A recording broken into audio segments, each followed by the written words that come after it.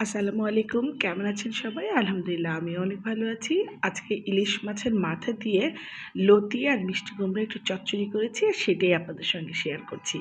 তো প্রথমে ফ্রাই প্যানে বেশ খানিকটা সরিষার তেল দিয়েছি আর দিয়ে দিয়েছি ফোড়নে ১ চা চামচ জিরে আর ২ টো তেজপাতা। তো এগুলো যখন একটু আ তেলের মধ্যে গন্ধটা ছড়িয়ে দিয়েছে, তখনই কিন্তু এর ভিতরে বেশ খানিকটা দেশি রসুন আর পেঁয়াজ দিয়েছি ৭-৮ টা, দিয়ে একটু ভালো করে তেলের ভিতরে একটু ভাজা, ভাজা করে নিলাম। আর এরপরে ১/২ চামচ করে আদা, জিরা, পেঁয়াজ, রসুন দিয়েছি। স্বাদ মতো লবণ দিয়ে মসলাটা খুব ভালো করে কষিয়ে নিচ্ছি, হ্যাঁ? ২-৩ মিনিট কষানো হয়ে গেলে আমি এখন এর ভিতরে মানে গুঁড়া মশলাগুলো দিচ্ছি। ১/২ চা চামচ হলুদের গুঁড়ো আর ১ চা চামচ লাল মরিচের গুঁড়ো দিয়েছি। দিয়ে অল্প, অল্প একটু গরম পানি দিয়ে মশলাটাকে আবারও খুব ভালো করে কষিয়ে নিচ্ছি। আসলে মশলাটা যত কষানো যায় খাবারের টেস্টটা তত বেড়ে যায়। আর এই যে মিষ্টি কুমড়াগুলো একটু লতির মতোই লম্বা, লম্বা চিকন, চিকন করে একটু কেটে নিয়েছি।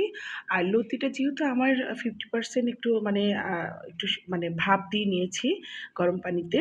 এইজন্য আমি লতিটা একটু পরে দিয়েছি। মিষ্টি কুমড়াটা একটু একটা ঢাকনা দিয়ে ঢেকে ২-৩ মিনিট একটু নরম করে নিয়েছি। আর এরপরে আমি কিন্তু লতিগুলো দিয়ে দিলাম। আর মাছের মানে মাথার আ গুলো টুকরো, টুকরো করে কেটে সেগুলো দিয়ে দিয়েছি। আবারও সেটা ঢাকা দিয়ে দিয়েছি। দিয়ে ভালো করে মসলাটা কষিয়ে একদম যখন কড়াইতে লেগে যাচ্ছিল, তখন কিন্তু হালকা একটু গরম পানি দিয়েছি। দিয়ে ব্যাস আমার রান্নাটা কিন্তু কমপ্লিট করে ফেললাম, হ্যাঁ?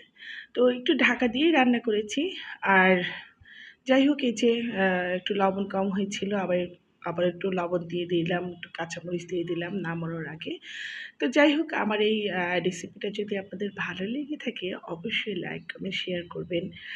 আর আমার জন্য বেশি, বেশি দোয়া করবেন। প্রচণ্ড গরম পড়ছে, তারপরেও একটু হালকা পাতলা খাওয়াটা একটু সবার জন্য ভালো।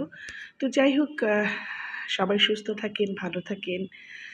সবাই সবার জন্য দোয়া করি। আল্লাহ হাফেজ।